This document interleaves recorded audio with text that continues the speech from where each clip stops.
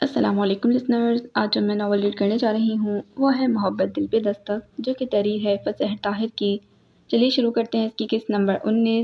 Novel شروع کرنے سے پہلے اگر آپ نے میرے چینل کو سبسکرائب نہیں کیا تو پلیز اسے سبسکرائب کر دیجیے، ساتھ ہی بیل آئیکن کو بھی پریس کریں تاکہ ہر نئے آنے والے ناول کی اپڈیٹ آپ کو ملتی رہے۔ ساتھ ہی ویڈیو کو لائک کیا کریں اور کمنٹ بھی ضرور کیا کریں تاکہ ہمارے چینل کی ریٹنگ اچھی ہو سکے۔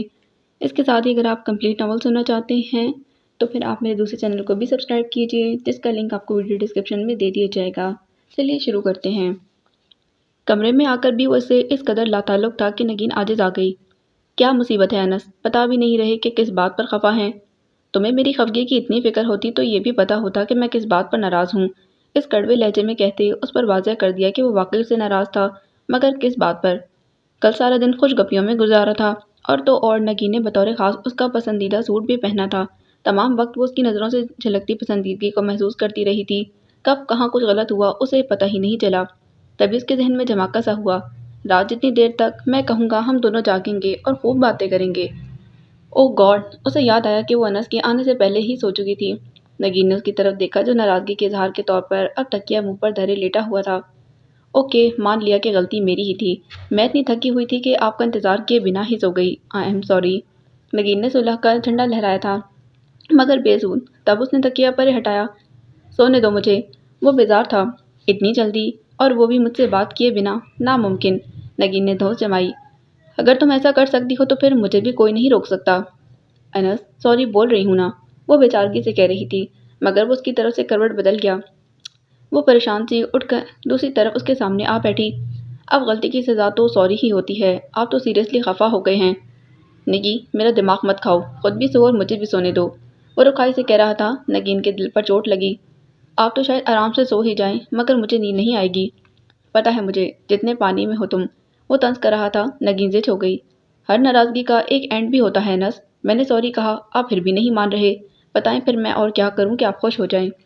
تم فی الحال میری جان چھوڑ دو، وہ اس قدر بے اعتنائی سے بولا کہ پہلے تو وہ حد درجہ دکھی ہوئی اسے دیکھتی رہی، پھر ساتھ ہی رونا شروع کر دیا، تو اب تک اس سے ناراض بیٹھا انس بھی بوکھلا گیا۔ نگی، کیا بے وقوفی ہے یہ، خاموش ہو جاؤ۔ اتنے ہی عاجز آ گئے ہیں آپ مجھ سے؟ آپ نے یہ سب کہا بھی کیسے؟ وہ روتے ہوئے کہہ رہی تھی۔ انس اٹھ بیٹھا۔ دماغ خراب ہو گیا تھا میرا، اب خوش؟ دیکھا، آپ مجھ سے راضی ہی نہیں، تبھی تو ایسی باتیں کر رہے ہیں۔ اس کے آنسو انس کے دل پر گر رہے تھے۔ اوکے بابا، آئی ایم سوری، بکواس کر رہا تھا میں، اب تو چپ ہو جاؤ۔ وہ فوراً ہی اپنے جامے میں لوٹ آیا تھا۔ خفا تو نہیں ہے نا مجھ سے؟ آنسو بھری آنکھیں فوراً ہی گلابی ہو گئی تھیں۔ معصومیت سے پوچھتی وہ اس کا سارا غصہ اڑا گئی تھی۔ بہت ملائمت سے اس کے آنسو پوروں سے چٹک کر متعصبانہ انداز میں بولا، بھلا مجھ سا مسکین شوہر بھی دنیا میں اور کہیں ہوگا؟ میں تم سے ناراض تھا اور منانا مجھ کو تمہیں پڑ رہا ہے۔ میں تو کتنی دیر سے آپ کو منا رہی تھی۔ اس نے احتجاج کیا تو بہووں کو ہلکی سی جنبش دے کر گہری سانس لیتے ہوئے تعصب بھرے لہجے میں بولا، 101 طریقے ہوتے ہیں روٹے ہوئے شوہر کو منانے کے، مگر تم نے کبھی اس طرف توجہ دی ہو تب نہ۔ مجھے نہیں سیکھنا کوئی طریقہ، بس آپ مجھ سے ناراض نہ ہوا کریں، وہ خفگی سے کہہ رہی تھی۔ کیوں، جائز بات پر بھی نہیں؟ وہ معترض ہوا تو اس نے سادگی سے کہا، میرا دل بند ہونے لگتا ہے۔ انس کا دل بہت ترنگ میں دھڑکا تھا۔ وہ بہت کم اپنے جذبات کا اظہار کرتی تھی، بلکہ اس معاملے میں بہت نکمی تھی، اور آج اتنی سادگی سے کہتی اس کی چاہت کو دوام بخش گئی تھی۔ انس نے بہت چاہت سے اسے قریب کیا۔ اب کبھی مجھ سے خفا ہوئے تو میں آپ سے کبھی بھی نہیں بولوں گی، وہ اسے پکا وعدہ چاہ رہی تھی۔ تو پھر میں مر جاؤں گا۔ انس، وہ شرارت سے بولا تو وہ اس قدر زور سے چیخی کہ انس نے بے اختیار اسے خود میں سمیٹ لیا تھا۔ I am sorry, really sorry. Anas کو نئے سرے سے اسے منانا پڑ گیا۔ وہ یوں ہی ننگے پاؤں تیز قدموں سے چلتا کوریڈور کے داخلی دروازے تک گیا، مگر وہ لاک تھا۔ اس کا دل خدشات کی آماجگاہ بننے لگا، مگر اتنی تسلی بہرحال ہو گئی کہ وہ گھر میں ہی تھی، مگر کہاں؟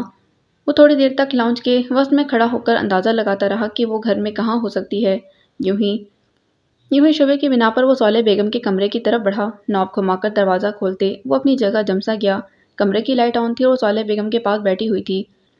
اس کے دوپٹے سے آنکھیں پوچھنا بھی نوفل سے چھپا نہیں رہ سکا۔ اندر آ جاؤ نوفل۔ صالح بیگم بے حد سنجیدہ تھیں۔ نوفل کو تفکر سا ہوا، جانے اس نے آ کر کن لفظوں میں اس کی شکایت کی تھی۔ میں انہی کو ڈھونڈ رہا تھا، اتنی رات کو اٹھ کر آپ کے پاس آ گئی۔ وہ بدقت مسکرا پایا۔ میں اس سے پوچھ رہی تھی، مگر اب تم سے پوچھوں گی کہ ایسے حالات ہی کیوں پیش آئے کہ اسے رات کو اپنا کمرہ چھوڑ کر یہاں آنا پڑا؟ صالح بیگم نے سختی سے پوچھا تو وہ جذبہ سا ہو کر ان کی پائنتی کی طرف آیا۔ یہ تو آپ ان محترمہ سے پوچھیں۔ اس نے کہنا چاہا تھا کہ وہ اس کی بات کاٹ کر سابقہ لہجے میں بولی، یہ تمہاری بیوی ہے نوفل، جس طرح تم اس پر استحقاق رکھتے ہو، اس پر پابندیاں لگاتے ہو، ایسے ہی اس کو بھی حق ہے کہ تم سے یہ پوچھے کہ تم اتنی رات کو کہاں سے آ رہے ہو۔ میں میٹنگ میں تھا امی، وہ احتجاجاً بولا تو انہوں نے تیز لہجے میں کہا، یہ تم اسے بھی بتا سکتے تھے، خواہ ایشو بنانے کی کیا ضرورت تھی؟ کیا ایشو بنایا ہے میں نے؟ وہ متحیر تھا۔ میں صرف اتنا جاننا چاہتی ہوں کہ کیا تم پہلے بھی صبا سے لڑتے رہے ہو؟ صالح بیگم نے اپنے رویے میں لچک نہیں آنے دی تھی۔ پہلے؟ میں اب بھی کہاں لڑا ہوں؟ نوفل، ان کے تعدیبی انداز پر وہ جھنجھلا اٹھا۔ فار گاڈ سیک امی جان، میں نہیں جانتا کہ صبا نے آپ سے میری کیا شکایت کی ہے۔ اس نے مجھے سچ سچ بتا دیا ہے کہ نہ صرف تم نے آج سے جھگڑا کیا ہے بلکہ پہلے بھی چھوٹی چھوٹی باتوں پر اسے جھگڑتے رہے ہو۔ مجھے یقین نہیں آ رہا۔ نوفل، کیا ہو گیا ہے تمہیں؟ وہ متعصبانہ نظروں سے اسے دیکھ رہی تھی۔ نوفل بمشکل اپنا غصہ ضبط کر پایا تھا۔ ایک تیز نظر صبا پر ڈالی جو سر جھکائے صالح بیگم سے جڑ کر بیٹھی ہوئی تھی، سوسو کرتی ان کی پوری ہمدردی بٹور رہی تھی۔ میرا سر درد کر رہا تھا، اوپر سے آتے ہی محترمہ کی پوچھ گئی، غصہ تو آئے گا نا؟ نوفل نے ہلکے پھلکے انداز میں کہتے اپنی پوزیشن کلیئر کرنا چاہی، پھر ساتھ ہی کھڑا ہوا اور کاٹدار لہجے میں صبا کو مخاطب کیا، بہت ہو گیا تماشا، اب اٹھ جائیے۔ نوفل، یہ کیا بدتمیزی ہے؟ صالح بیگم کو اس کے انداز پر غصہ آ گیا۔ بیٹھ جاؤ آرام سے، وہ غصے میں بولی تو وہ جبڑے بھیجتا صبا پر تیز نگاہ ڈالتا پھر سے بیٹھ گیا۔ کس بات کا غصہ ہے تمہیں؟ میرے سامنے ہر بات کلیئر کرو، اگر صبا کی غلطی ہے تو بھی بتاؤ، میں اسے بھی ڈانٹوں گی، مگر بلا وجہ تم میری بہو اور اپنی بیوی پر غصہ نہیں کر سکتے۔ میں یہ بالکل پسند نہیں کروں گی۔ ان کی پیشانی پر شکن تھی۔ میں نے آپ کو بتایا ہے نا، چھوٹی سی بات تھی، اگر یہ کمرے میں ہی مجھ سے جھگڑ کر بات ختم کر لیتی تو اتنا فساد کھڑا نہ ہوتا۔ وہ بدقت تمام خود پر قابو پاتے سرسری انداز میں بولا تو انہوں نے پھر سے اسے ہی ڈانٹ دیا۔ کسی کو جاننے کے لیے ساری عمر اس کے ساتھ رہنا ضروری نہیں ہوتا۔ میں صبا کی طبیعت کو اچھی طرح جانتی ہوں، بہت صابر بچی ہے یہ، آج تک اس کے منہ سے میں نے اف تک نہیں سنی۔ اب بھی اگر اس نے احتجاج کیا ہے تو اس لیے کہ تم اپنی حد بھول رہے ہو۔ اس معصوم صورت کو ڈانٹنے کا تمہارا دل کیسے چاہتا ہے؟ معصوم؟ نوفل دانتوں پر دانت جما کر رہ گیا، مگر فی الوقت تو بات ختم کرنے میں ہی بہتری تھی۔ آئی ایم سوری، میری وجہ سے آپ کو ڈسٹربنس ہوئی۔ اس نے کہنا چاہا تو صالح بیگم اس کی بات کاٹتے سہولت سے بولی، جو بھی بات کرنی ہے صبا سے کرو، ڈسٹرب یہ ہے تمہاری وجہ سے۔ لہجہ بھر کے توقف کے بعد اس نے لبوں پر ہلکی سی مسکراہٹ بکھیرتے صبا کی طرف دیکھا۔ اوکے، آئی ایم سوری، اب تو چلیں اپنے کمرے میں۔ اس کا انداز بہت دوستانہ تھا۔ صالح بیگم مسکراتے استفہامیہ نظروں سے صبا کو دیکھنے لگیں۔ مجھے نہیں جانا۔ اس کی آواز میں ابھی بھی بھیگا پن تھا، ناراضگی تھی۔ دیکھ لیں، پھر بھی آپ مجھے ہی قصوروار ٹھہرائیں گی؟ نوفل کو اس کا انداز سخت ناگوار گزرا تھا۔ وہ تو تم ہو، ورنہ بات مجھ تک کبھی نہ پہنچتی۔ بہرحال وہ رک کر صبا کی طرف متوجہ ہوئیں۔ جاؤ بیٹا اپنے کمرے میں، اب اگر اس نے ایسا کچھ کیا تو پوچھ لوں گی اسے۔ یہ مجھے ڈانٹیں گے؟ وہ نفی میں سر ہلاتے ہوئے بولی تو ناچار نوفل کو ہنستے ہوئے کہنا پڑا، اٹس انف صبا، کیوں امی کو پریشان کر رہی ہیں؟ اب اگر آپ نے مجھے ڈانٹا یا جھگڑا کیا تو میں انہی کے پاس آ جاؤں گی۔ وہ بالکل سنجیدہ تھی۔ اس کا دماغ تو خراب نہیں ہوا کہ یہ جو تمہیں ڈانٹنے لگے گا۔ چلو اب سوری کہہ دیا ہے نا اس نے، ویسے بھی رات بہت ہو گئی ہے۔ صالح بیگم نے اسے پچکارا تو وہ خاموشی سے اٹھ گئی تھی۔ نوفل، اب مجھے کبھی تمہاری شکایت ملی تو میں تم سے بات نہیں کروں گی۔ صالح بیگم نے اسے تنبیہ کی تھی۔ نوفل نے جھک کر انہیں باہوں کے حلقے میں بھرتے ہوئے ان کا سر چوم لیا۔ آئی ایم سوری، اب آپ کو کبھی شکایت نہیں ملے گی۔ وہ مسکرا دی تھیں۔ کمرے میں آنے تک اس کا پارا ہائی ہو چکا تھا۔ دروازہ لاک کر کے پلٹا تو اس کے تیور بدلے ہوئے تھے۔ صبا کے قریب آتے ہوئے اس کا بازو پکڑ کر ہلکا سا جھٹکا دیا تو وہ لڑکھڑا کر بستر پر ٹک گئی تھی۔ بہت شوق ہے نا آپ کو دنیا کو تماشا دکھانے کا؟ وہ پنکارا تھا۔ صبا کی رنگت زرد پڑ گئی، مگر وہ خوفزدہ نہیں ہوئی تھی۔ میں آپ کو صرف یہ بتانا چاہتی تھی کہ میں اکیلی نہیں ہوں، بہت سے لوگوں کے سامنے آپ جواب دہ ہوں گے۔ اسے صالح بیگم کا رد عمل حوصلہ دے رہا تھا۔ بہت خوب، مگر آپ یہ نہیں جانتی کہ اصل میں تماشا لگایا کیسے جاتا ہے۔ میں بتاتا ہوں آپ کو، سرسراتے لہجے میں کہتا وہ اس کی طرف بڑھا تو اس کی آنکھوں سے عجیب سی سلگتی کیفیت ہویدا تھی جس نے صبا کی ریڑھ کی ہڈی میں سنسناہٹ دوڑا دی تھی۔ وہ ہمراہ کے کمرے سے نکلی تو ارادہ یہی تھا کہ اب اپنے پوشن میں جایا جائے۔ رات کافی ہو چکی تھی۔ راستے میں ہی ٹیلی فون کی گھنٹی بج اٹھی۔ اس کے قدم وہیں رک گئے۔ دوسری ہی گھنٹی پر اس نے یوں ہی کھڑے کھڑے فون اٹھا لیا۔ بے توجہ سی ہیلو کے جواب میں دوسری طرف بینش کو پا کر وہ خوشگوار کیفیت میں گرنے لگی تھی۔ ابھی تک زندہ ہو؟ میں تو سمجھ رہی تھی اگلے جہان صدار گئی ہوگی۔ کوئی فون نہ ملاقات۔ نیم تاریک لاؤنج میں صوفے پر آلتی مالتی مارے بیٹھی फ़ोन सेट को गोद में रख लिया था। इस वक्त 11 बजे से ऊपर का टाइम हो रहा था। तकरीबन सभी सो चुके थे। कॉरिडोर के सिरे पर जलता हुआ नाइट बल्ब लाउंज तक कमज़ोर सी रोशनी पहुंचा रहा था। उसने भी उठकर लाइट ऑन करने की ज़रूरत महसूस ना की। मैं तो अल्हम्दुलिल्लाह जिंदा हूँ। तुम सुनाओ, मंगनी वंगनी का क्या हुआ, या फिर कंवारी ही फौत होने का इरादा है? शरारत में उसे 2 हाथ आगे थी। ज़ुहा ने भी उसी के अंदाज में जवाब दिया। खुदा ना करे तुम्हारे मुंह में खाक। ज़ुहा, खुदा के लिए ज़ुहा, अब इस मुंह में मंगनी के लड्डू डलवा दो। बहुत हो गया इंतज़ार। और अगर शादी का लड्डू खिलाऊं तो? वो बड़े मूड में थी। दूसरी तरफ विनेश यकीनन उछल पड़ी थी। किस कदर जलील हो तुम ज़ुहा। पिछले 1 हफ्ते से हम लोग तुम्हारी मंगनी के इनविटेशन का इंतज़ार कर रही हैं और तुम घुन्नी बनकर बैठी हो, और अब ये एकदम से शादी। अच्छा जी, तो तुमने क्या सोचा था, मेरी शादी कभी नहीं होनी? ज़ुहा बेसाख्ता हंसी थी। शानों से नीचे आते स्याह सिल्की बालों में हाथ चलाती वो बहुत रिलैक्स थी। दूल्हा भाई की सुनाओ, तुम्हारा कौन सा ऐसा रूप देख लिया कि डायरेक्ट शादी की तारीख मांग बैठे हैं? वो छेड़ रही थी। एक कोफ्त का सा एहसास ज़ुहा के दिल को बेदार तो हुआ, मगर दुनियादारी रखना भी एक मजबूरी ही थी। दूल्हा भाई का क्या पूछती हो, वो तो उंगलियों पर दिन गिन रहे हैं। गहरी सांस भरकर कहा। और वो दुश्मनी क्या हुई? विनेश को खुशगवार सी हैरत ने घेरा। तुमने सुना नहीं, शदीद नफरत के पीछे शदीद मोहब्बत छुपी होती है, उसने फलसफा बोला था। और तुम? मैं क्या? उसका सवाल समझते हुए भी ज़ुहा ने जानबूझकर तजाहिल आरफाना से काम लिया। तुम्हारे दिल में भी कोई नरम गोशा पैदा हुआ उनके लिए या नहीं? ज़ुहा को उसके सवाल पर दिल ही दिल में हंसी आई थी। अगर वो जान लेती कि उसके दिल में मोइन हसन के लिए क्या है तो मारे हैरत के बुन बच जाती। अब देखो ना, एकदम से तो मेरे जज्बात नहीं बदल सकते। हाँ, हो सकता है ना कि आहिस्ता आहिस्ता मुझे भी मोहब्बत हो ही जाए उनसे। वो डायलॉग झाड़ रही थी। अब क्या चल रहा है वो बताओ। वो मुतजस्सिस थी। अब की बार उसके अंदाज पर ज़ुहा को वाक़ईतन हंसी आ गई। मैं जो उसके नाम से भागा करती थी, सबसे पहले असीर मोहब्बत हुई हूँ मैं, उसने आप भरकर स्टाइल भरे अंदाज से कहा। तो वो दूसरी तरफ विनेश उसे गालियाँ देने लगी। एक मर्तबा दूल्हा भाई से बाज़ाब्ता मुलाकात तो हो लेने दो। इनकी दुश्मनियों के किस्से सुना सुना कर हमसे बाजमात कोसने दिलवाती रही हो उनको। जूते पड़वाऊंगी तुम्हें। अरे जनाब, वो तो हम अब पलकों पर बिठाने को तैयार हैं, और तुम? उसका डायलॉग बहुत शानदार था और डायलॉग डिलीवरी उससे बढ़कर मुतासिर कुन। मगर अब जबकि आंखें लाउंज की नींद तारीकी से पूरी तरह आशना हो चुकी थी, जरा सा नजरें घुमाने पर वो सामने सिंगल सोफे पर नींदराज हालत में दसे मोहित हसन को बहुत अच्छी तरह पहचान गई थी। बंद मुट्ठी होठों पर जमाए कोनी सोफे पर टिकाए वो कितनी देर से यहाँ पर आजमान था। इसका डायलॉग ही नहीं, सांस भी हलक में ही अटक गया। लम्हे भर में पूरा वजूद पसीने में शराबूर हो गया। मैं फिर फ़ोन करूँगी। उसने पीने से पहले फ़ोन रख दिया था। खुदा जाने उसने क्या सोचा होगा, मगर ज़ुहा को यूँ लग रहा था जैसे जिस्म के तमाम मसामों से हरारत फूट रही हो। शर्मिंदगी और खजालत इससे सवा। अभी कुछ लम्हे पहले की जाने वाली गुफ्तगू के अल्फाज उसके गिर्द नाचने लगे। इस कदर मानी खेज और खुली गुफ्तगू वो क्या नहीं समझा होगा। ये अल्फाज किस कदर मसनूई और खोखले थे, ये ज़ुहा मीर जानती थी। मगर जो कुछ मोहित हसन ने अपने कानों से सुना, वो सब उसे खुश फहमियों के इंतहा तक ले जाने को काफ़ी नहीं था। उसकी कनपटियां सुलग उठीं। बस ये असलियत है आपकी, शर्म नहीं आती आपको किसी की पर्सनल गुफ्तगू सुनते हुए? उसे शदीद गुस्सा आया था। शर्मिंदगी और खजालत अब कहीं दूर जा सोई थी। सिर्फ लहजा बलहजा बढ़ते गुस्से की आग थी जो उसे सर तापा अपनी लपेट में ले रही थी। मेरे ख्याल में पहले तुम्हें अपनी आंखों का इलाज कराना चाहिए, क्योंकि मैं पहले ही से अपने ज़रूरी फ़ोन के इंतज़ार में यहाँ बैठा हुआ था।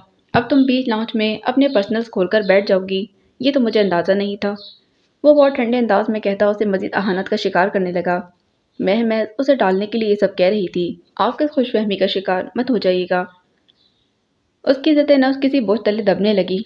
खुदा ना करे कि मैं ऐसी गलत फहमी का शिकार हूँ। अपने तई तसही करते वो गहरी सांस भरता सीधा हो बैठा। उसके तंस ने ज़ोहा को जुज़बुज़ किया, मगर सूरत हाल ही ऐसी थी कि वो ज़ब्त करने पर मजबूर थी। मगर उसके अगले जुमले ने उसे भग से उड़ा दिया। हाँ, अलबत्ता अगर तुम किसी खुशफहमी का शिकार हो तो मैं माइंड नहीं करूँगा।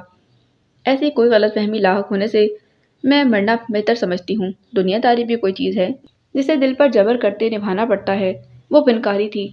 अगर ये एक्टिंग थी तो बहुत शानदार थी। आई एम इम्प्रेस्ड, तुम वाकई दुनियादारी निभा सकती हो। वो दाद देने वाले अंदाज में बोला। वही चट के सुट खड़ी हुई। आपको जो समझना है समझते रहें। असलियत क्या है ये वक्त के साथ साथ आपको बहुत अच्छी तरह से समझ में आ जाएगा। वो तनफन करती चली गई। मुई चंद लम्हे वहीं बैठे रहने के बाद रिडन डायल वाली घड़ी पर टाइम देखता हुआ उठ खड़ा हुआ। हकीकतन वो यहाँ किसी फ़ोन के इंतज़ार में नहीं बैठा था। نیشنل جغرافک چینل پر ڈاکومنٹری فلم دیکھنے کے بعد ٹی وی آف کر کے وہ بھی اٹھنے کی سوچ رہا تھا کہ پاس سے گزرتی زوہا نے بج اٹھنے والی فون اٹھا لیا تھا۔ وہ متاسفانہ انداز میں سر ہلاتا اپنے کمرے کی طرف بڑھ گیا۔ صبح ناشتے کی میز پر حسب معمول خوشگوار سی ہلچل مچی ہوئی تھی، جب ایک دم ہی صورتحال سنگین ہو گئی۔ انس کے ساتھ مسکراتی ہوئی نگین ایک دم ہی چکرا کر گری تو انس کے گھبرا کر سنبھالتے بھی وہ اس کی گرفت سے پھسل گئی تھی۔ سب بوکھلا کر اس کی طرف بڑھے۔ انس نے اسے اٹھا کر صوفے پر لٹا دیا تھا۔ چچی جان جلدی سے اس کے پیروں کے تلووں کی مالش کرنے لگی۔ ہمراہ جلدی سے گلوکوز بنا کر لاؤ۔ تائی جان نے ہمراہ کو دوڑایا تھا۔ اتنی دیر میں وہ ہوش میں آ چکی تھی۔ انس کا دل اس کی زرد پڑتی رنگت دیکھ کر گھبرانے لگا۔ میں ڈاکٹر کو لے آؤں؟ موہت تشویش سے پوچھ رہا تھا۔ زارا مجاہد کو فون کرو، چچی جان نے کہا تو نگین خجل سی ہوتی اٹھ بیٹھی تھی۔ اب ٹھیک ہوں میں، یوں ہی ذرا سا چکر آ گیا تھا۔ اس کی آواز سے نکاہت واضح تھی مگر ان کا تفکر دور نہیں ہوا۔ اسی لیے میں کہتا ہوں کہ اچھی طرح کھایا پیا کرو۔ انس کو غصہ آ گیا۔ ابھی ناشتہ کرنے ہی تو آ رہی تھی۔ اس نے منمنا کر کہا۔ سب کو یوں آس پاس کھڑے دیکھ کر وہ شرمندہ ہوئے جا رہی تھی۔ ناشتہ کرو اور اس کے بعد انس کے ساتھ جاؤ اور مکمل چیک اپ کرواؤ۔ تائی جان نے اسے تنبیہ کی تو وہ فرمانبرداری سے سر ہلاتی رہ گئی تھی۔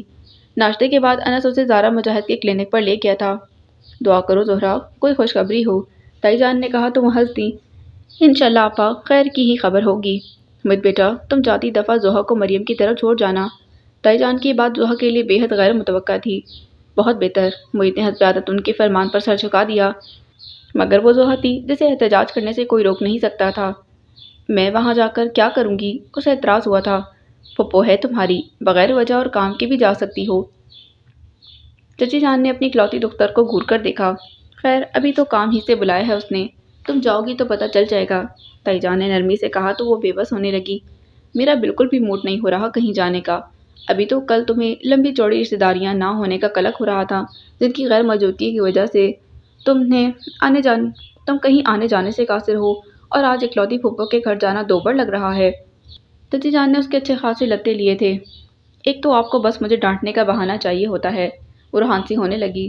تم بھی کبھی ایک ہی بار میں بڑوں کی بات مان جایا کرو۔ انہوں نے ابھی بھی اسی انداز میں کہا تو تائی جان نے انہیں روک دیا تھا۔ اچھا اب بس کر دو زہرا۔ موہت خاموشی سے اپنا ناشتہ کر رہا تھا، اتنا مگن جیسے اس سارے منظر سے اس کا کوئی تعلق نہ ہو۔ میں تو صرف اتنا پوچھ رہی ہوں کہ کچھ وجہ تو بتائیں پھپھو کے ہاں جانے کی۔ وہ نروٹے لہجے میں بولی تو انہوں نے اسے پچکارتے کہا، بس ذرا سی طبیعت خراب ہے مریم کی۔ صبح صبح عماد کا فون آ گیا تھا، کہہ رہا تھا زوہا کو بھیج دیں۔ تو پہلے کہتی نا، امی کو بس گھما پھرا کر بات کرنے کی عادت ہے۔ وہ مریم پھپھو کی بیماری کا سن کر فوراً اٹھ گئی تھی۔ 5 منٹ کے اندر وہ نہ صرف کپڑے تبدیل کر کے آ چکی تھی بلکہ اس نے اپنے کپڑوں کا چھوٹا سا بیگ بھی تیار کر لیا تھا۔ میں کچھ دن ادھر ہی رکوں گی، وہ کہہ رہی تھی۔ یہ ہمراہ کدھر ہے؟ کالج نہیں جانا اسے؟ مجھے بھی دیر کروا رہی ہے۔ وردان نے کوریڈور کے سرے پر سے ہی اسے آواز لگائی تھی۔ چچی جان ہمراہ کو آواز دینے لگیں جو پتہ نہیں کون سی بک ڈھونڈتی پھر رہی تھی۔ وردان چنچلائے اندر آیا تھا۔ کیا مصیبت ہے؟ اب چل بھی بڑھو۔ اوف وہ، ایک تو یہ لائق وائق اسٹوڈنٹ، اتنی جلدی ہوتی ہے یونیورسٹی جانے کی۔ ہمراہ کوف کا شکار ہوتی ہوئی بولی۔ اب بس کرو، خبردار جو لڑتے ہوئے گئے تم لوگ۔ زوہا نے انہیں ڈانٹ دیا۔ وہ دونوں کان دبا کر نکل گئے۔ صبح ہی صبح زوہا کے سامنے منہ ماری کرنا بڑے حوصلے کا کام تھا۔ موہت ناشتے سے فارغ ہو کر اٹھ گیا تھا۔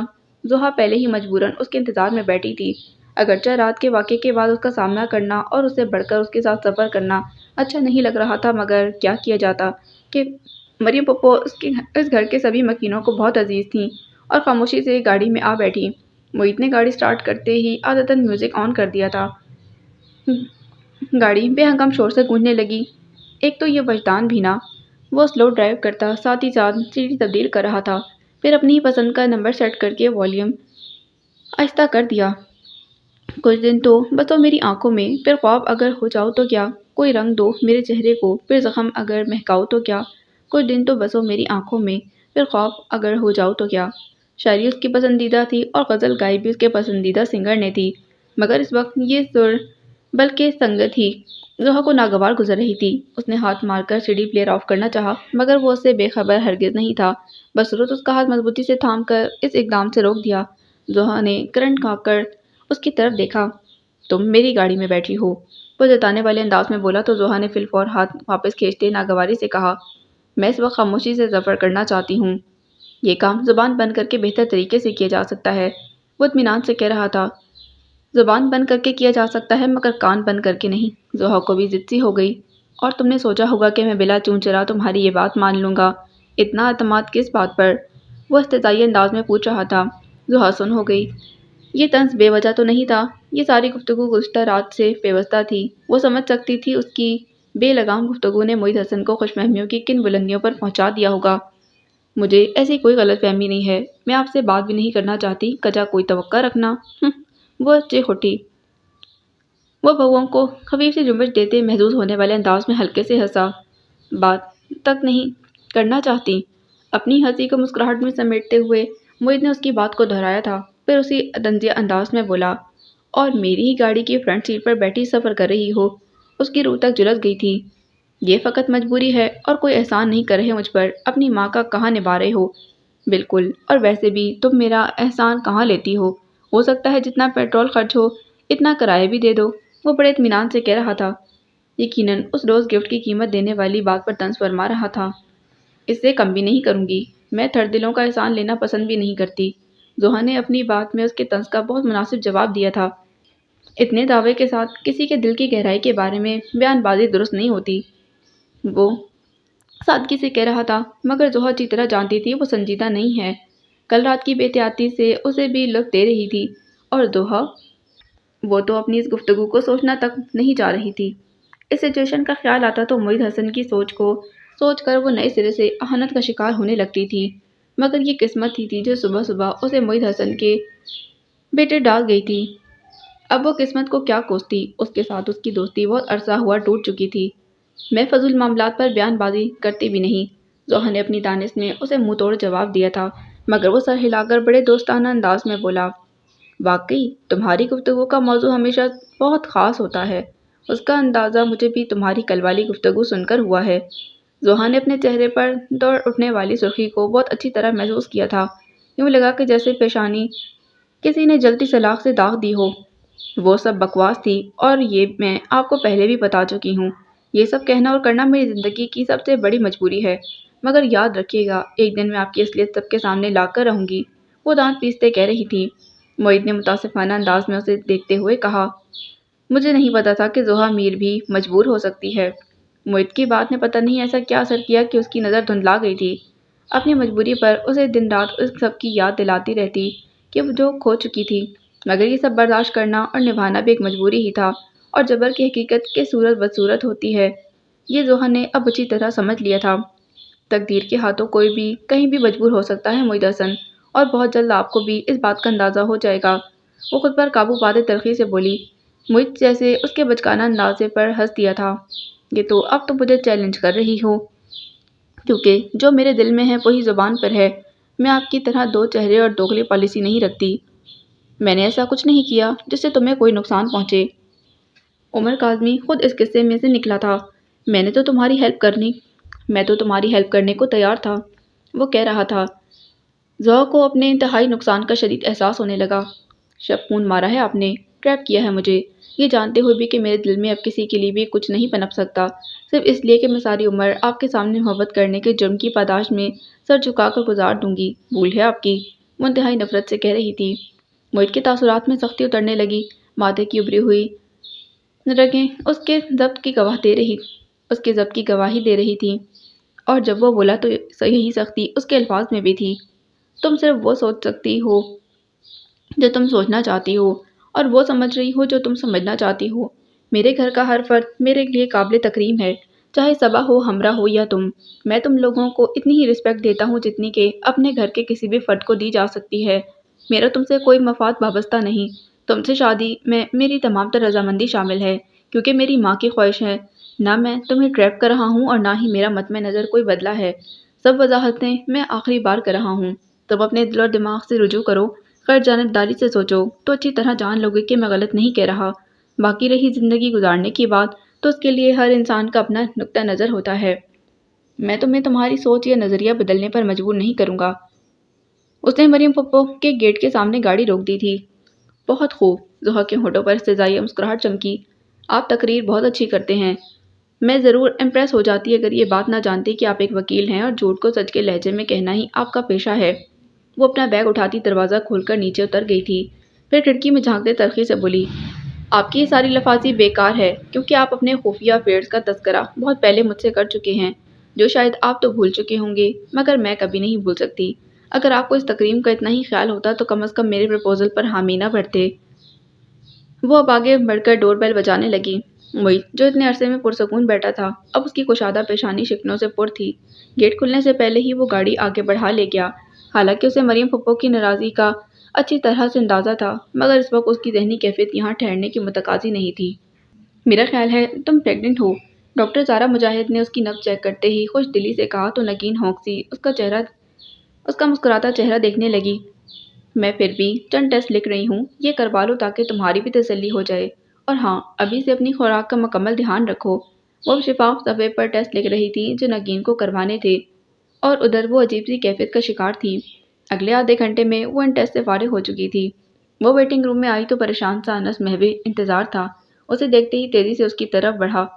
سب ٹھیک تو ہے نا؟ وہ جیسے اس کے تاثرات سے ہی سمجھ لینا چاہتا تھا مگر اس نئی اور عجیب سی کیفیت نے اسے پہلی بار انس سے بھی نظر ملانے سے جھکجھکا دیا تھا۔ یوں ہی چند ایک ٹیسٹ لیے ہیں ڈاکٹر نے۔ وہ بہت مدھم سی تھی۔ انس کی پیشانی پر بل پڑنے لگے۔ یہ کیسی ڈاکٹری ہے؟ کچھ تو بتایا ہوگا۔ کل ٹیسٹ کی رپورٹ مل جائے گی، اب چلیں۔ نگین نے اس کی کلائی تھامتے قدم بڑھائے تو انس اس کے ساتھ چلنے لگا۔ ہم کسی اور ڈاکٹر کے پاس چلتے ہیں، وہ کہہ رہا تھا۔ نگین کو ہنسی آنے لگی۔ گدگدانے والی یہ ہنسی اس کے اندر سے ابھری تھی۔ اس کے اس قدر غیر متوقع انداز نے انس کو متحیر کیا۔ وہ چلتے چلتے اس کے سامنے آ گیا۔ نگین کے ہونٹوں پر بہت الوہی اور جھپی سی مسکراہٹ تھی، چہرے پر تمتماہٹ جیسے وہ بہت جوش اور پرجوش ہو۔ تم مجھے بتا کیوں نہیں رہی؟ کیا بات ہے؟ وہ اب جھنجھلا گیا تھا۔ ریسیپشن پر موجود نرسوں کو مسکراتی نظروں سے دیکھتے پا کر نگین نے خفیف سا ہو کر انس کو گھورا۔ اچھی بھلی تو جا رہی ہوں آپ کے ساتھ، کوئی سنگین بات نہیں ہے، بس ذرا سی کمزوری کی وجہ سے چکر آ گیا تھا، باقی سب کل ٹیسٹ کی رپورٹ سے پتہ چل جائے گا۔ انس کو ذرا بھر بھی تسلی نہیں ہوئی تھی مگر وہ خاموشی سے اس کے ساتھ کلینک سے باہر نکل آیا۔ وہ اس کو ڈاکٹر زارا کی تشخیص بتانا چاہ رہی تھی مگر جانے یہ ڈھیر ساری جھجک اور حیا کہاں سے امڑ آئی تھی اور اس کی زبان بندی کا باعث بن رہی تھی۔ کل میں خود رپورٹ لینے آؤں گا، وہ کہہ رہا تھا۔ نگین بے ساختہ ہنسی۔ تمہارے بڑے دانت نکل رہے ہیں، میری پریشانی کا ذرا بھی احساس نہیں ہے تمہیں؟ وہ چڑھ گیا تھا، گاڑی کی رفتار کم کرتے ہوئے اسے گھورنا چاہا مگر اس طرف تو بہت ان دیکھا مگر دل پسند سا منظر تھا جس نے انس کی نگاہ کو جکڑ لیا۔ اس کی آنکھوں کی چمک، چہرے کی تمتماہٹ اور ہونٹوں پر پھیلی نہ سمجھ میں آنے والی مسکراہٹ بے حد دلکش تھی۔ انس کو بہت انوکھی اور انجان سی لگی۔ بے حد بے ساختگی کے ساتھ اس نے نگین کے رخسار پر ہاتھ پھیر کر اس کے لمس کو محسوس کرنا چاہا۔ وہ مسکراتی نظروں سے اسے دیکھنے لگی۔ مجھے لگ رہا ہے جیسے آج تمہیں پہلی بار دیکھ رہا ہوں۔ وہ بھی مسکرا دیا تھا۔ اس کے انداز میں نگین کے لیے بہت محبت اور بہت شدت تھی۔ نگین کو پتہ بھی نہیں چلا کیوں اور کس بات پر اس کی مسکراتی نظر جھلملا گئی تھی۔ انس، آپ مجھ سے ہمیشہ یوں ہی محبت کرتے رہیں گے نا؟ وہ کبھی جذباتی نہیں ہوئی تھی کیونکہ اس کی طبیعت میں الڑ پن اور لاپرواہی کا عنصر تھا مگر جانے اس پل کیسے لمحوں نے اسے اپنی گرفت میں لے لیا تھا کہ وہ بھی تجدید وفا چاہنے لگی تھی۔ انس نے اس کا ہاتھ تھام کر اسٹیئرنگ وہیل پر اپنے ہاتھ کے نیچے رکھتے شوخی سے کہا، بالکل کروں گا، حتیٰ کہ ہمارے ڈھیر سارے پوتے پوتیاں نواسے نواسیاں بھی ہو جائیں گے تب بھی تم سے یوں ہی ڈائیلاگز بولا کروں گا۔ وہ ایک دم سے جھپ گئی۔ وجود میں ایک نامعلوم سی احساس ہلچل مچا گیا تھا مگر لاکھ کوشش کے باوجود وہ انس سے ایک لفظ بھی نہیں کہہ پائی تھی۔ اسے گھر چھوڑ کر انس آفس چلا گیا تھا۔ خیریت تھی نا؟ تائی جان واضح طور پر پوچھنے میں جھجک رہی تھی۔ خود نگین بھی جھپ گئی۔ جی کچھ ٹیسٹ کروائے ہیں، کل رپورٹ مل جائے گی۔ پھر بھی کچھ تو کہا ہوگا ڈاکٹر نے؟ وہ اپنے شبے کی تصدیق چاہ رہی تھیں۔ بات یہ ایسی تھی کہ وہ متجسس ہو رہی تھیں ورنہ یوں کریدنا ان کی عادت کا حصہ نہیں تھا۔ ان کے برعکس چچی جان نے سیدھے صبح سے 2-3 سوالات خالص خواتینی انداز میں پوچھے جن کے نگین نے بہت جھجکتے ہوئے جواب دیے۔ پھر تائی جان کو معنی خیز نظروں سے دیکھنے لگیں۔ انہوں نے اٹھ کر نگین کا سر چوم لیا۔ ٹیسٹ کے تردِ تفصیل ہی معاملے کی تہہ تک پہنچنے کو کافی تھی۔ انشاءاللہ خیریت ہی ہوگی، خدا خوشیوں سے تم دونوں کا دامن بھرے گا۔ نگین حیا آلود انداز میں مسکرا کر رہ گئی تھی۔ میں ابھی تمہارے لیے فروٹ لے کر آتی ہوں۔ چچی جان فوراً اٹھ گئی تھیں۔ ابھی تو میں ناشتہ کر کے گئی تھی، وہ انہیں روکنے لگی۔ یہ منہ سلائس اور انڈے سے کیا بنتا ہے؟ اب تو خود تمہاری خوراک کا چارٹ بناؤں گی۔ یہ نظر انداز کرنے والا معاملہ نہیں ہے، تائی جان نے محبت بھرے انداز میں اسے ڈانٹا تو ان کی شفقت کو پا کر وہ مسکرا دی تھی۔ رات بھی انس کے ذہن پر وہی رپورٹ سوار تھیں۔ کھانے کے بعد وہ اسے ساتھ لیے ٹہلنے کی غرض سے ٹیرس پر آ گیا تھا۔ مجھے تو لگتا ہے کہ یہ ڈاکٹر ہی نالائق ہے، بھلا وہ ڈاکٹر ہی کیا جو مریض کی نبض دیکھ کر مرض نہ بتا سکے، وہ ناراضی سے کہہ رہا تھا۔ آپ کی فیملی ڈاکٹر ہے جس کے بارے میں آپ یہ سب کہہ رہے ہیں۔ نگین کو اس کی بے چینی لطف دے رہی تھی۔ فیملی ڈاکٹر نالائق نہیں ہو سکتی کیا؟ وہ اسے گھور کر پوچھنے لگا۔ دیوار سے ٹیک لگا کر کھڑی ہلکی ہوا سے اڑتے بالوں کو کانوں کے پیچھے اڑستی نفی میں سر ہلانے لگی۔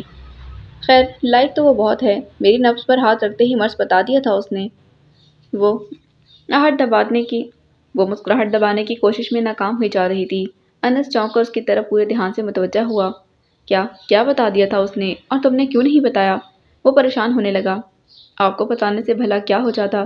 نگین کو اس کی پریشانی نے لطف دیا، چہرے پر مسکین سی مسکراہٹ سجا کر بولی تو وہ وحشت زدہ سا ہونے لگا۔ کیا کہا تھا اس نے نگی؟ یہی کہ اب میں چند دنوں کی مہمان ہوں۔ اس نے خود پر بمشکل سنجیدگی طاری کی تھی۔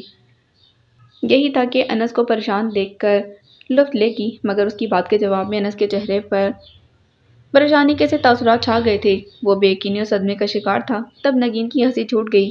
مذاق کر رہی ہوں میں؟ اور اگلے لمحے جو ہوا وہ نگین کے لیے ناقابل یقین تھا۔ انس نے اس کے منہ پر تھپڑ دے مارا تھا۔ بھاری مردانہ ہاتھ نے اس کا دماغ جھنجھنا کر رکھ دیا تھا۔ وہ اس قدر بے یقینی کی کیفیت میں گھری کہ رونا بھی بھول گئی، اور اسے اگلے پر انس نے اسے اپنے باہوں میں بڑھ لیا تھا۔ تم ساری عمر یوں ہی جاہل رہو گی، ہمیشہ شوہر کا دل دھڑکانے کے بجائے دل دہلانے والی باتیں کرتی ہو۔ وہ اسے شانوں سے تھام کر سامنے کرتا کہہ رہا تھا، مگر نگاہ اس کے رخسار کا طواف کر رہی تھی، جہاں وہ بے اختیار ہی اپنے ہاتھ کا پرنٹ چھاپ بیٹھا تھا۔ وہ یقیناً اپنی اس بے اختیارانہ حرکت پر سخت پشیمان تھا۔ نگین اس مسخری کیفیت سے نکل کر غصے میں گھر گئی تھی، مگر اس غصے پر بھی بے یقینی غالب تھی۔ آپ نے مجھے تھپڑ مارا، اور تم نے جو میری جان نکال لی تھی وہ کیا؟ وہ اپنے صفائی پیش کرنے کے سے انداز میں بولا تھا۔ میں نے ذرا سا مذاق کیا تھا اور آپ نے مجھے اسے مارے دکھ کے رونا آنے لگا۔ دل تو اب تک بے یقینی کی زد میں تھا، بھلا انس ایسی حرکت کر سکتا تھا، مگر رخسار سے اٹھتی ٹیسیں حقیقت کا یقین کرنے پر مجبور کر رہی تھیں۔ ایسا محبوب شوہر بھلا اس کی جھلملاتی آنکھوں میں انس کا دل ڈوبنے لگا تھا۔ وہی تو میں کہہ رہا ہوں، تمہیں مذاق کا بھی سلیقہ نہیں؟ مذاق میں بھی ایک رومانس ہوتا ہے۔ اس کے رخسار پر نرمی سے ہاتھ پھیرتے کہا تو وہ چہرہ پھیرتے ہوئے غصے میں بولی، ہر بات میں رومانس ہوتا ہے، اس تھپڑ میں کون سا رومانس تھا؟ انس نے سنجیدہ ہوتے ہوئے اسے شانوں سے تھام کر خود سے قریب کیا تھا۔ اگر محسوس کرو تو اس تھپڑ میں بھی رومانس تھا۔ تمہارا یہ بیہودہ سا مذاق میری جان نکال کر لے گیا تھا۔ پل بھر کے لیے مجھے یوں لگا جیسے میں بالکل بے جان ہو گیا ہوں۔ اس کے بعد تمہاری ہنسی مذاق کا اعتراف، یہ تھپڑ میری بدترین ذہنی کیفیت کا غماز تھا۔ اس دکھ اور تکلیف کا ریئیکشن جو تمہارے اس مذاق نے مجھے پہنچائی، میں ایک پل میں تم سے دور نہیں رہ سکتا، اور تم دائمی جدائی کی بات کر رہی تھی۔ ابھی تک تو ہمارے پیار کی ایک بہار بھی نہیں گزری نگی، آئندہ کبھی مذاق میں بھی ایسا مت کہنا۔ اس کے بے حد محبت سے بوجھل لب و لہجے نے نگین کو بہت متاثر کیا تھا۔ اس کی محبتوں پر دل تفاخر سے بھرنے لگا۔ اب جان بوجھ کر منہ بسوڑتے ہوئے بولی، لیکن اس کا یہ مطلب تو نہیں نا کہ اتنی پیاری بیوی کو اتنے ظالمانہ طریقے سے سمجھایا جائے۔ ابھی تک میرا گال سنسنا رہا ہے۔ آئی ایم سوری، مگر چونکہ قصور میرا ہے، درد میرا دیا ہوا ہے تو دوا بھی میں ہی لگاؤں گا۔ اس کی نگاہوں کا پیار اور نرمی اس کے لب و لہجے میں سمٹ آئی تھی۔ وہ آئی تو مریم پھپھو کی تیمارداری کے خیال سے تھی، مگر ان 7 دنوں میں انہوں نے اسے صحیح معنوں میں گھن چکر بنا کر رکھ دیا تھا۔ صبح سے لے کر شام تک نہ صرف دہا کو کچن میں گھسائے رکھتی، بلکہ خود کسی سخت گیر میڈم کی طرح اس کے سر پر سوار رہتی۔ میرا بچہ بہت خوش خوراک ہے، میں چاہتی ہوں کہ تمہیں اس کی پسند کی ہر ڈش بنانی آ جائے۔ وہ معید سے متعلق کہتی تھیں۔ زحا کا حلق تک کڑوا ہونے لگتا۔ جی چاہتا ایپل پائی میں چینی کی جگہ نمک یا مرچیں بھر کر جھونک دے۔ اب اگلے چند ماہ تک آپ زحا کی شکل کو ترسیں گی، یہ نہیں آنے والی ادھر۔ عماد اس کی ضرورت سے لطف اٹھا رہا تھا۔ یقین جانیں عماد بھائی، میں دنیا کی وہ واحد لڑکی ہوں جس کی بیک وقت 3 ساسیں ہیں، ایک امی جان، ایک تائی جان اور ایک پھپھو۔ زحا عاجز آ چکی تھی، مگر عماد مزے میں تھا۔ روزانہ ہی ایک اچھی ڈش کی رونمائی ہو رہی تھی۔ ویسے زوئی، اب تو وثوق سے کہہ سکتا ہوں کہ اگر معید کی وکالت ٹھپ بھی ہو گئی تو تم اسے ہوٹل کھولنے کا مشورہ دے سکتی ہو۔ ماما تو تمہیں پرفیکٹ کوک بنا کر ہی واپس کریں گی، بڑی مشکل سے تم ان کے ہاتھ لگی ہو۔ عماد اس کی بنائی ہوئی بریانی کھاتا توصیفی انداز میں کہہ رہا تھا، آپ کو مجھ سے کیا ہمدردی ہونی ہے، آپ کی تو زبان کا چسکا پورا ہو رہا ہے۔ वो जल कर बोली तो पप्पो ने भी उसे डांट दिया था। खबरदार जो बुरे दिल से कुछ सीखा हो तो इतने अच्छे बंदे के लिए तो वो यकीनन मोहित ही की तारीफ करने वाली थी, जिसे जोहा ने करते हुए जिद होकर कहा, इतने अच्छे के लिए तो किसी खास आंचे में डालकर कोई लड़की बनाते आप लोग, मुझे ख्वामखा ही इन इम्तिहानों में डाल रखा है। हम कपाई चौड़ लोग हैं, तुम्हें ही ठोंक बजाकर सही कर लेंगे। अमाद ने हल्का सा कहका लगाकर कहा, शट अप अमाद। मरियम पप्पो ने उसे खफीफ सा घूर कर देखा, फिर जोहा को नासेहाना अंदाज में समझाने लगी, तुम्हें तो बहुत खुश होकर और दिल से ये सब सीखना चाहिए। जब हम किसी परफेक्ट इंसान से रिश्ता जोड़ते हैं तो हमें भी उसके म्यार तक पहुंचने के लिए थोड़ी सी मेहनत करना पड़ती है, और जब मोहित हसन जैसा हो तो फिर खुद ब खुद हर काम मेहनत की बजाय मोहब्बत से करने को जी चाहता है। जोहा का दिल बुरा होने लगा। जिन नसीहतों और फजीहतों की वजह से वो घर से भागी थी, वो यहाँ भी उसकी जान नहीं छोड़ रही थी। कितना लकी है मोहित। इमाद ने हजरत भरी आह भरी थी। बस इसकी किस्मत पर रश करते रहना, इतना नहीं कि खुद ही किसी काबिल हो जाओ ताकि हर लड़की तुम्हारी संगत को एजाज समझे। मरियम पप्पो उसे समझाने का कोई मौका हाथ से जाने नहीं देती थी। अब भी उसे डपटा तो वो हाथ उठाकर बेनियाजी से बोला, मैं सिर्फ एक ही शादी करूँगा, हर लड़की से नहीं। अगर कोई लड़की इस सदी में मानी तो वो जलकर रह गई। इतनी ही जल्दी है आपको शादी की तो कोई लड़की पसंद क्यों नहीं कर लेते इमाद भाई। जोहा ने भी मामले में दिलचस्पी ली। यूँ भी वो मौजू बदलना चाह रही थी। हर जगह मोहित का हवाला उसकी चिढ़ बनने लगा था। ऐसे ही थोड़ी पसंद कर लूँगा लड़की, वो कदरे इतराकर बोला। मेरी पसंद की लड़की मेरी ही तरह अलग खसूसियात की मालिक होगी। मैंने तो आज तक तुम्हारी दुमिया सींग नहीं देखे जो उसके भी होंगे। मरियम पप्पा ने बेरुखी से कहा तो जोहा के हंसने पर बुरा मान गया। देख लीजिएगा, अभी तो आप मेरा मजाक उड़ा रही हैं, बाद में जब मेरी पसंद की लड़की आपके सामने आएगी तो आप मोहित से ज़्यादा मेरी तारीफ करेंगी। 27 सालों में तो ऐसा कोई मौका नहीं दिया तुमने। अल्लाह रखे बाकी उम्र भी गुजर ही जाएगी। मरियम पप्पो को दिल जलाने में कमाल हासिल था। ये इमाद का ज़ाती ख्याल था, और दिल भी इमाद का हो तो इनका हर तंज बेमिसाल होता था। अगर मैं इधर रहने को ना आई होती इमाद भाई तो मैं आपसे बड़ी इम्प्रेस थी। जुहा हंसते हुए कह रही थी, ये सिर्फ बाद मुखालफत है, मगर मैं इनकी तुंदी से घबराने वाला नहीं हूँ। वो मरियम पप्पो की तरफ इशारा करता तवाहुर से कह रहा था, ये भी तुम्हारी तरह सिर्फ बातों का ही खाता है। अब की बार मरियम पप्पो उन दोनों को ही रगेत गई थी। जोहा तड़प कर रह गई। ये अच्छी रही, मुझे भी नकम्मों की लाइन में लगा दिया। 7 दिनों से मुसलसल मुल्क का मुख्तलिफ तरीक़ों से दिया पाचा करने में लगी हूँ, सिर्फ आपकी खुशी के लिए। और ये बिरयानी अब तो ख्वाब में भी हाथ चलाऊँ तो इतनी ही अच्छी बन जाएगी। मगर आप भी अम्मी की तरह दिल तोड़ने में ही माहिर हैं। बिल्कुल सही पहचाना तुमने इन्हें, मगर ये अभी जो तुमने मुझे कुड्डे लाइन लगाया है ना, इसका बहुत सदमा है मुझे। इमाद मुतासिबाना अंदाज में कह रहा था, जबकि मरियम पप्पो इसकी शिकायत पर बेसाख्ता मुस्कुरा दी थी। फिर बड़ी मोहब्बत से कहने लगी, मेरी जान यूं ही तो नहीं डांटती ना। लड़कियों को घरदारी में परफेक्ट होना चाहिए, बल्कि हर उस काम में जो लड़कियों की मस्बत जहनी और खानगी तामीर और तकमील का बाइस हो, और लड़की को बार बार मुड़कर अपने मैके वालों की तरफ ना देखना पड़े। और बेटे को फिटकारने में कौन सी हिकमत अमली छुपी है, ज़रा वो भी बता दें। इमाद ने नाराज़गी से कहा तो वो गहरी सांस भरकर बोली, ये कि मैं तुम्हें इंसान बनाना चाहती हूँ। ज़ोहा को इसकी इज़्ज़त अफजाई पर हंसी आ गई। मैं तो डरती ही रहती हूँ किसी दिन जाने कैसी लड़की का हाथ पकड़कर आ जाएगा। इनसे मिलिए, ये है मिसेस अमाद। वो ज़ोहा से कहती दरहकीकत अमाद को सुना रही थी। देखा ऊपर ऊपर से कितनी ब्रॉड माइंडेड बनती हैं, मगर जहाँ बेटी की शादी का मसला आया फ़ौरन अपनी पसंद की वक्त लगा देती हैं। इमाद ने फ़ौरन कहा, फिर जताने वाले अंदाज में बोला, मगर अम्मी हजूर, शायद आप ये हकीकत भूल रही हैं कि उसे गुजारा मेरे साथ करना है, ना कि आपके साथ। शौहर के साथ तो लड़कियां गुजारा कर ही लेती हैं, सासों के साथ नहीं करती। मैं तो ऐसी बहू लाऊंगी जो मेरी खिदमत करे। आखिर मैंने तो उसके शौहर के इतनी साल खिदमत की है। वो मुस्कुराहट दबाकर कह रही थी, तो कोई नर्स ले आए ना। वो वाज़े तौर पर जलकर बोला तो उसकी जलन को बढ़ावा जोहा ने दिया था। और धोबन, बावर्चन और मालन कहाँ से आएगी? ये तो मेरी 4 शादियाँ करवा कर ही रहेंगी। इमाद को पूरा यकीन था। फ़िक्र मत करो मेरी जान, अच्छी बीवी वही होती है जिसमें ये सारी खसूसियात हों। शादी का मतलब सिर्फ जज्बाती ही नहीं, ज़हनी और घरेलू सुकून भी होता है। अब शौहर को खाना होटल से लाना हो, कपड़े धोबी से धुलवा कर प्रेस करवाने हो, तो इस बेचारे का सुकून तो गारित होगा ना। उन्होंने रसान से कहा तो वो उनकी बात सुनकर जोहा को डराने वाले अंदाज में बोला, अनकरीब तुम भी इन तमाम ओहदों पर फाइज होने वाली हो। मरियम पप्पो किचन में गई तो जोहा ने तमस्खुर से कहा, یہی تو وقت ہی بتائے گا کہ کون کس عہدے پر فائز ہونے والا ہے۔ اوہ، عماد جیسے اس کی بیوقوفی پر ہنسا تھا۔ معید حسن جیسے بندے کچن میں گھس کر بیوی کے لیے چائے نہیں بنایا کرتے، بیوقوف۔ ان کی خاطر تو ہر کوئی خود ہی بھاگ بھاگ کر کام کرتا ہے، مگر میں ہر کوئی نہیں، زوہا میر ہوں۔ وہ اطمینان سے کہتی برتن سمیٹنے لگی۔ معید کی قسمت۔ وہ شرارت سے آہ بھر کر پانی پینے لگا۔ اس کا مطلب جان کر زوہا پہلے تو اسے گھورتی رہی، پھر اپنے گلاس میں بچا پانی عماد پر اچھال دیا۔ وہ ہڑبڑا کر اٹھا۔ یہ آپ کو بتانے کے لیے میں کسی سے ڈرتی نہیں ہوں، اطمینان سے کہا تو وہ دھپ سے اپنی نشست پر بیٹھتے متاسفانہ انداز میں بولا، اب تو مجھے صحیح معنوں میں اپنے جگری یار سے ہمدردی ہو گئی ہے۔ اسے معلوم ہی نہیں کہ اس کے کتنے برے دن آنے والے ہیں۔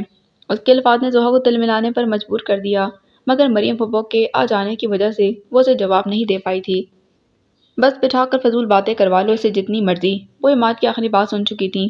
زوہا اسے منہ چڑھاتی برتن ٹرے میں رکھے کچن کی طرف بڑھ گئی تھی۔ اسی وقت ڈور بیل بجنے کی آواز آئی تو عماد فوراً اٹھ گیا تھا۔ اب اتنی رات کو نکلنا جانا کسی کے ساتھ، مریم پھپھو نے تنبیہی انداز میں کہا۔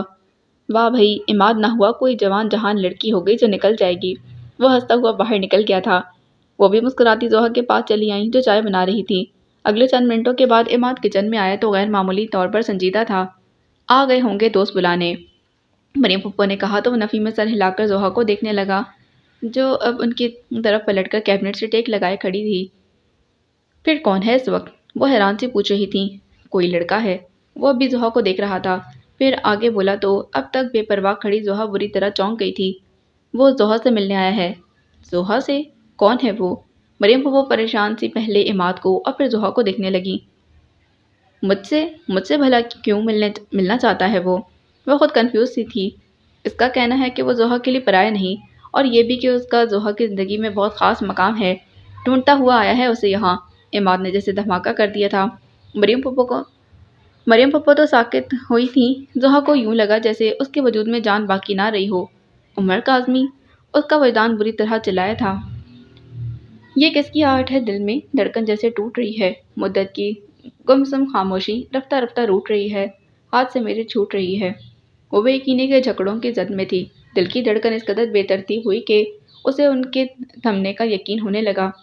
السلام علیکم۔ اسی وقت معید نے کچن میں جھانکتے ہوئے مریم پھپھو کو سلام کیا تو عماد ہنستا اس کی طرف پلٹ گیا تھا۔ کیا یار، 2 منٹ تو ٹک کر بیٹھ جاتے، اتنے مزے کی سچویشن بن رہی تھی۔ یہ ذرا شکل دیکھو زوہا میر کی، جو کسی سے نہیں ڈرتی۔ وہ معید کو ساری بات بتاتے ہوئے اب زوہا کا مذاق اڑا رہا تھا۔ معید کی اس کی جانب اٹھنے والی نظر بے ساختہ تھی۔ اس کے چہرے پر پھیلی آسو نراز کی کیفیت اور پھیکے پن نے معید کو معاملے کی تہہ تک فوراً پہنچا دیا تھا، مگر اسے اگلا لمحہ ان سب کو گنگ کر گیا۔ وہ منہ پر ہاتھ رکھے اپنی سسکیاں روکتی تیزی سے کچن سے نکل گئی تھی۔ زوہا سنو تو، مریم پھپھو حواس میں لوٹتی اس کے پیچھے بھاگی تھیں۔ اسے کیا ہوا؟ عماد متحیر تھا۔ خواہ پریشان کیا ہے تم نے اسے، معید نے گہری سانس بھرتے کہا تو وہ لچ کر بولا، مذاق کر رہا تھا یار، میں نے سوچا کہ جب اصلیت پتہ چلے گی تو باہر تم تھے، وہ بھی انجوائے کرے گی، مگر اس کا رد عمل بہت غیر یقینی ہے۔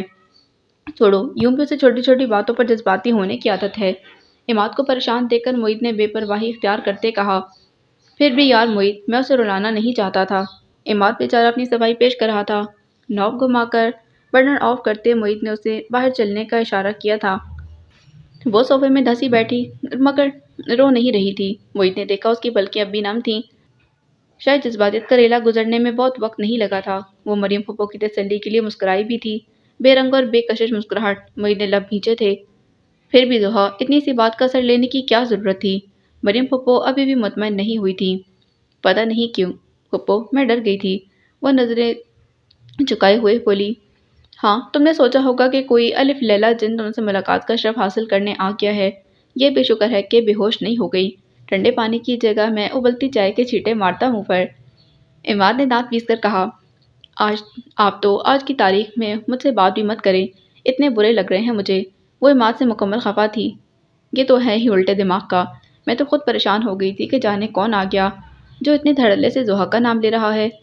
مریم پھپھو معید کو بتا رہی تھیں، کامن سینس کی بات ہے والدہ محترمہ، اتنے دھڑلے سے اس کی زندگی میں خاص مقام رکھنے کا دعویٰ تو ایک ہی شخص کر سکتا ہے جس کے نام اس کے جملہ حقوق محفوظ ہو چکے ہیں۔ عماد نے ڈٹائی سے کہا تو معید لسانیت بھرے لہجے میں بولا، ہو سکتا ہے زوہا کو کسی اور کا خیال آیا ہو۔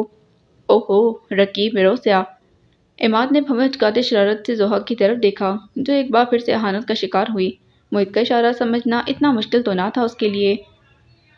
اچھا اب پھر سے تنگ مت کرو اسے۔ مریم پھپھو ضحیٰ کا دل رکھنے کی خاطر پھر سے انہیں ڈانٹنے لگی۔ تم سناؤ، آج ادھر کا راستہ کیسے بھول پڑے، یا پھر کوئی کشش تھی جو کشاں کشاں ادھر کھینچ لائی ہے؟ عماد نے ریلیکس ہو کر بیٹھتے محیط سے پوچھا تو اس کی شرارت کا مقصد بھی ضحیٰ ہی کو تنگ کرنا تھا۔ حسب توقع وہ اٹھ کر کچن میں چلی گئی۔ مریم پھپھو نے متاسفانہ نظروں سے اپنے ثبوت کو دیکھا تھا۔ اسے تم ہی کچھ سمجھاؤ محیط، میں تو تنگ آ گئی ہوں اس کی غیر سنجیدگی سے، پتہ نہیں کب عقل آئے گی اسے۔ وہ جیسے عماد سے بالکل ہی مایوس ہو گئی تھیں۔ عماد نے ہنستے ہوئے اٹھ کر انہیں گلے لگا لیا تھا تو ان کا غصہ بھاگنے میں دیر نہیں لگی۔ دیکھا یہ بھی ایکٹنگ ہے اس کی۔ وہ مسکرا رہی تھیں مگر اس بار ان کے لب و لہجے میں ممتا کا مخصوص پیار تھا۔ پھر وہ محیط سے پوچھنے لگیں، کھانا لگاؤں تمہارے لیے محیط؟ نہیں آنٹی، کھانا تو میں کھا کر آیا ہوں۔ مامی کہہ رہی تھی کہ آتی دفعہ ضحیٰ کو گھر لے آؤں اس لیے آنا پڑا۔ کسی دوست کے ساتھ ڈنر تھا، نکلتے نکلتے دیر ہو گئی۔ اس نے تفصیل بتائی تھی۔ اوفو، جیسے اس لڑکی کے بغیر تو گھر چل ہی نہیں سکتا۔ مریم پھپھو کو اپنی ٹریننگ کے ادھورا رہ جانے کا غم ستانے لگا۔ چل سکتا ہے آنٹی، بلکہ بہت اچھی طرح چل رہا ہے، مگر وہ کیا ہے کہ اس ملک کی طرح ہم اپنے گھر میں بھی تخریب کار عناصر کی موجودگی کے حد درجہ عادی ہو گئے ہیں، وہ اطمینان سے کہہ رہا تھا۔ مریم پھپھو اس کی شرارت پر ہنسنے لگیں مگر چھوٹی ٹرے میں چائے کے 3 مگ رکھ کر لاتی ضحیٰ کو اس کی بات بہت بری لگی تھی۔ سن رہی ہو ضحیٰ؟ عماد نے جلدی پر تیل چھڑکنے والی حرکت کی۔ میں نے کبھی فضول باتوں پر دھیان نہیں دیا، وہ اطمینان سے کہتی بیٹھ گئی۔ ڈیئر کزن، یہ وہ باتیں ہیں جو تمہیں ساری عمر سننی ہیں، دھیان بلکہ دل لگا کر۔ اتنے بیکار کاموں کے لیے نہیں رکھا اس دل کو، اور ویسے بھی آپ سے تو میں بات بھی نہیں کرنا چاہ رہی۔ اسے یاد آ گیا ابھی کچھ دیر پہلے وہ نادانستگی میں اسے ماضی کے نوکیلے کانٹوں پر ننگے پاؤں چلنے پر مجبور کر گیا تھا۔ کوئی سوچ بھی نہیں سکتا تھا کہ اس چھوٹے سے مذاق نے کیسے اس کی ہستی زیر و زبر کر دی تھی۔ اس نے خود کو اس ڈگمگاہٹ سے کیسے سنبھالا تھا یہ اس کا دل ہی جانتا تھا۔ ہاں جی، اب آپ کے ساتھ باتیں کرنے والے جو آ گئے ہیں، ہماری گفتگو کس کھاتے میں لائیں گی آپ؟ عماد کی آنکھیں شرارت سے جگمگا رہی تھیں۔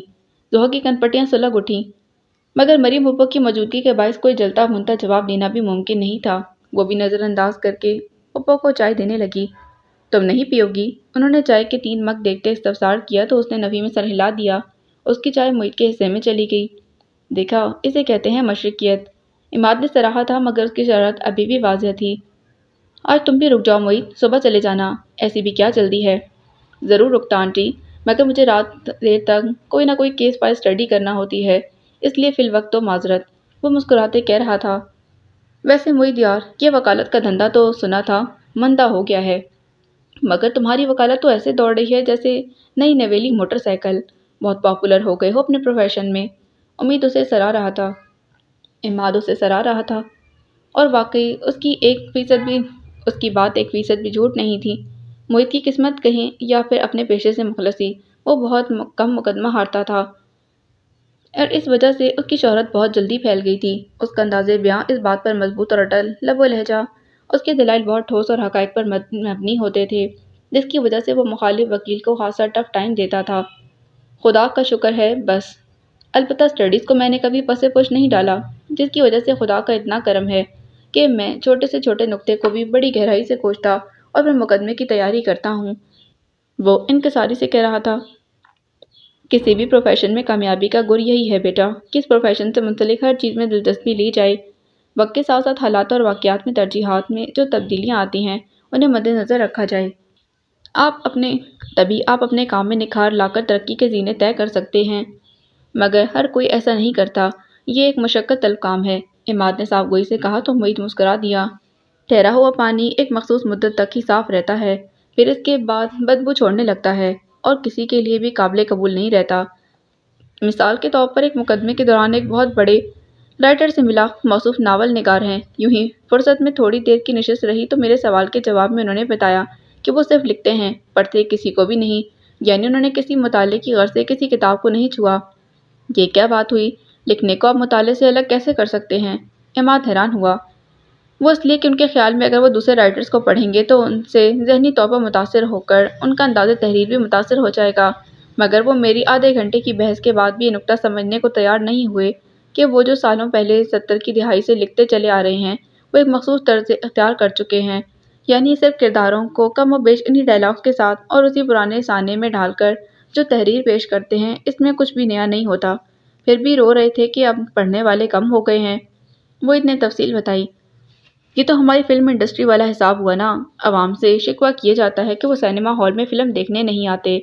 بندہ خدا جب سب ایک ہی لکیر کے فقیر بنے رہیں گے بندہ خدا جب سب ایک ہی لکیر کے فقیر بنے رہیں گے، اپنے کام میں کوئی جدت اور انوکھا پن نہیں لائیں گے، تب تک کسی کی توجہ کیسے حاصل کریں گے؟ مریم پھپھو نے بھی گفتگو میں حصہ لیا۔ یہی نکتہ میں ان محترم کو سمجھانے کی کوشش کر رہا تھا کہ جب تک وہ دنیا ادب نہیں پڑھیں گے جو عوام میں پسندیدگی کی سند اختیار کر چکا ہے، انہیں کیسے پتہ چلے گا کہ پڑھنے والے ان سے کیا چاہتے ہیں؟ فقط مشاہدے اور تخیل سے کام نہیں چلتا، زندگی گزارنے کے لیے دنیا کی بھیڑ اور ہنگامے کا حصہ بننا پڑتا ہے، وہ کہہ رہا تھا۔ پھر کیا سمجھے وہ حضرت؟ ایمان نے تجسس سے پوچھا۔ وہی مرغے کی ایک ٹانگ کہ 70 کی دہائی سے لے کر 80 کے آخر تک تو لوگ ان کے انداز تحریر پر مرتے تھے، انہیں سینکڑوں تعریفی خطوط موصول ہوتے تھے، ان کے خیال میں وہ اب بھی وہی کچھ لکھ رہے ہیں، بس پڑھنے والے نہیں رہے۔ ایک بار بھی انہوں نے میرا مطمع نظر سمجھنے کی کوشش نہیں کی کہ کئی بار ایسا ہوتا ہے کہ پڑھتے پڑھتے کوئی ایک جملہ یا ایک لفظ بے ساختہ ہی ذہنی جمود کو ختم کرنے کے لیے روشنی سی پھیلا دیتا ہے۔ اس سے یہ مراد لینا کہ ہم کسی سے متاثر ہو گئے ہیں بالکل غلط ہے، بلکہ یہ چراغ سے چراغ جلنے کا عمل ہے، ذہنی وسعت میں اضافہ کرنے کا عمل ہے، بلکہ ہمیشہ لوگوں کے دل اور ذہن میں رہنے کا گر ہے۔ خود کو کچھ خاص اور انوکھا، سب سے الگ بنائے رکھنا، اپنے پروفیشن میں نئی سے نئی جہت اپنانا آپ کو کامیابی کے اونچے زینے پر لے جاتا ہے، مگر وہ جناب اپنے دور میں زندہ ہیں اور موجودہ دور کے نوجوانوں سے شاکی، وہ متاسفانہ انداز میں بتا رہا تھا۔ وہ وکیل ہی کیا جو ایک چھوٹے سے مقدمے کو اپنے حق میں نہ کر سکے، ذوحا نے استہزائی انداز میں کہا تو چائے کا خالی مگ ٹرے میں رکھتا وہ چونک گیا، پھر اس کے ہونٹوں کی تراش میں ہلکی سی مسکراہٹ گھر آئی تھی۔ خیر اب اتنا آسان مقدمہ بھی نہیں تھا، پتھر میں سوراخ کرنے کے لیے اس پر قطرہ قطرہ پانی کا گرتے رہنا شرط ہے۔ وہ کہہ کر نظریں پھیر گئی تھی۔ اس کی رنگت بالکل دد پڑ گئی، مارے خوف کے پورا وجود سنسنا گیا، اسے لگ رہا تھا جیسے اس وقت انتہائی رد عمل کے طور پر نوفل احمد کچھ بھی کر سکتا ہے، کچھ بھی انتہائی اقدام۔ وہ تڑپ کر پیچھے ہٹی تھی، نوفل کا اس کی طرف بڑھا ہاتھ ہوا میں مولک رہ گیا، اس کے تاثرات یکلخت ہی بدلے تھے۔ استضاء سے ہنستا وہ صبا کو تحیر میں مبتلا کرنے لگا، مگر دہشت کی گرد ابھی بھی نہیں چھوٹی تھی۔ یہ ہوتا ہے تماشا، وہ تلخی سے کہہ رہا تھا، لمحوں میں آپ کو 2 کوڑی کا کر دوں گا، مجھے کوئی پوچھے گا بھی نہیں، شوہر ہوں، استحقاق رکھتا ہوں، جیسے جی چاہے وصولی کروں، دنیا کی کسی بھی عدالت میں کوئی مقدمہ نہیں چلے گا۔ صبا کا چہرہ شعاؤں کی ضد میں آ کر جلنے لگا۔ بچی تو نہیں تھی کہ اس کے کہے اور ان لفظوں کو اور ان کی گہرائی کو جانچ نہ پاتی۔ وہ اب بھی اس سرد اور تلخ انداز میں کہہ رہا تھا، مگر میں اپنی سطح سے نیچے آنا گوارا نہیں کرتا، کم از کم بقائے ہوش و حواس میں تو نہیں۔ صبا کے وجود کو کسی نے پھر نئے سرے سے اس توڑنا شروع کر دیا تھا۔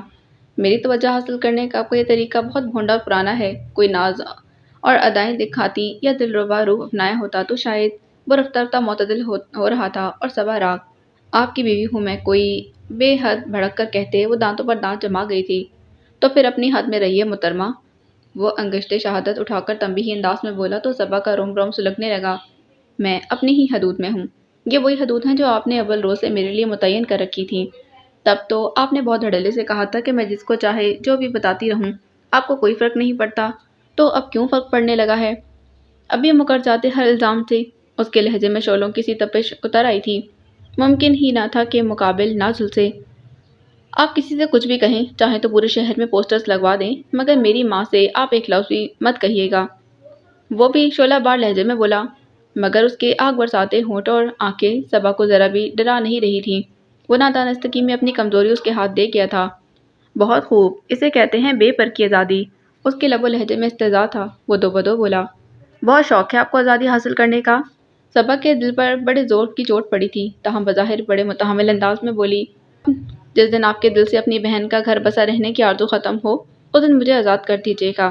نوفل نے پہلے چونک کر اسے دیکھا، پھر ایک دم زور سے ہنس دیا اور یوں ہی ہنستے ہنستے پیچھے ہٹتے ہوئے صوفے میں دھنس گیا تھا۔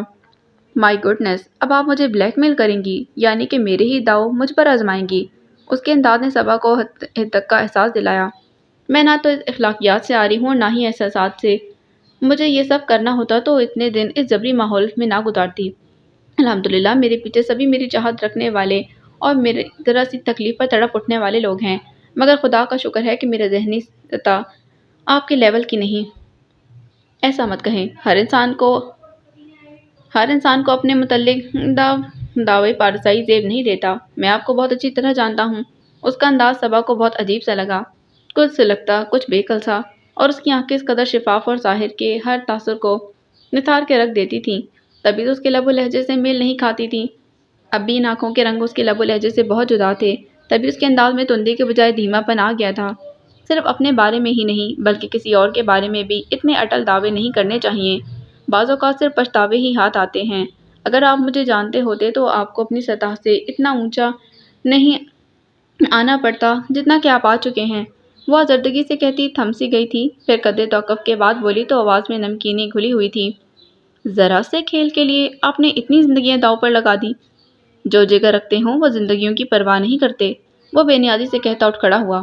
مگر جو جذبات اور احساسات اور کسی کا درد رکھتے ہوں وہ خود سے وابستہ ہر زندگی کو اپنی زندگی تصور کرتے ہیں۔ میں نہ آپ کو اپنی تصور کرتا ہوں اور نہ ہی زندگی، بے حد سرد لہجے میں کہتا اپنی جگہ پر دراز ہو گیا تھا۔ صبا کے پاس کہنے کو کچھ نہیں بچا تھا، سو اندر ہی اندر سلگتی رہی۔ باقی اگلی قسط میں۔